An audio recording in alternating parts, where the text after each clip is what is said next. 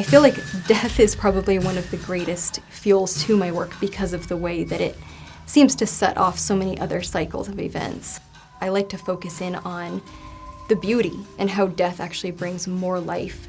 So sometimes I'll paint a creature and they'll be all smoky, and that's because we're seeing their entire life cycle from beginning to end. They're constantly in the process of living, but also of dying.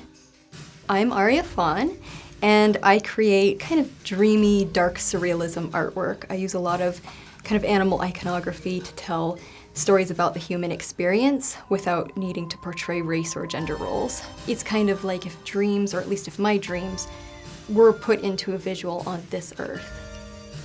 So many of my best creative moments have come directly from working until the sun came up, so working with the full cycle of the moon. And I do a lot of ritual and work directly in conjunction with the moon phases. Many of my ideas come from nostalgia as a child. They come from the animals I've been around throughout my life, or the music I've listened to, or the nature I've seen.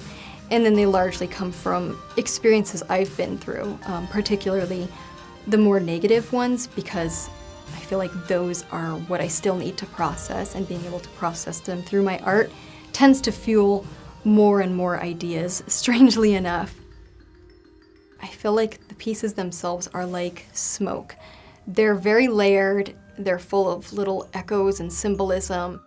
I don't like things to be black and white. I always love exploring the little details, and I think my art is the same way. I love communicating in hundreds of subtle layers that all come together to form one picture that still isn't totally clear.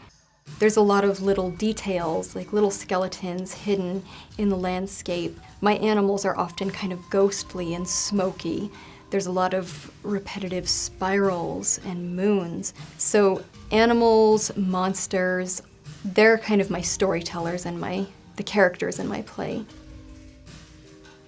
A lot of the creatures in my universe kind of reveal themselves, I feel like. And I feel like for me, oftentimes inspiration comes when I'm really in need of something else in my life, when I'm going through something. So that's usually when I'll meet with these creatures, whether in my dreams or out hiking. I've had a few dreams that, came true in very strange ways. And one of those was that I kept having dreams and visions of a black fox. And then I went up to my great-grandmother's cabin, which is our family cabin that appears in many of my paintings. And while I was there, I met a black fox. Now that might mean nothing, but after meeting him, he continued to appear in my dreams, and our relationship, so to speak, got much stronger, and he's continued to be a very strong symbol within my work. I think these black animals, who I call the noirs animaux, which means black animals in French, they kind of fuel so many of my ideas, and I feel like they have become these little characters within my work that I use to represent different ideas and different concepts, from the black fox, who is kind of a very tough love type of creature that comes along and tells you when you need to get over yourself and get back to work, to the black crow that I paint, who usually represents one thing dying and opening a door to something new and potentially better. But then there's the black unicorn within my work, who I paint much more frequently, and she represents a variety of things like naivety, kindness, confidence, but also loneliness. Many of my creatures have positive sides and negative sides, so I can kind of choose them to represent these dual personalities within my work, because so many people also have those positives and negatives that they struggle with, and I like to make that very much a big part of the characters in my own work. Art has continued to be this beautiful way to process all of my emotions and get through things. My pieces used to be a lot more soft and surreal and not very emotional, because I was only touching the surface of what I felt inside.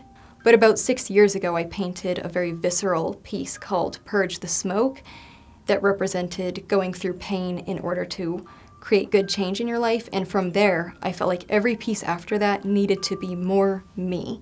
So everything I create now feels like it's just getting weirder and weirder because I'm putting more and more of me and all the little things that make me tick into the art, whether I think people will like it or not. I predominantly paint for everybody, but especially for people who have had some struggle in their life or who may need an escape or may feel like they're not at home in their own skin or on this earth. And so my hopes when I put a piece up is that it's going to touch somebody who needs to hear or see what I've made because of something they may be going through. And my goal is always to provide another world where they can be more of themselves. I look forward to doing more art and to getting out in nature and fueling my inspiration. Those are the things that make all the other stresses totally worth it. I wouldn't survive as anything more than a shell of myself if I couldn't make art.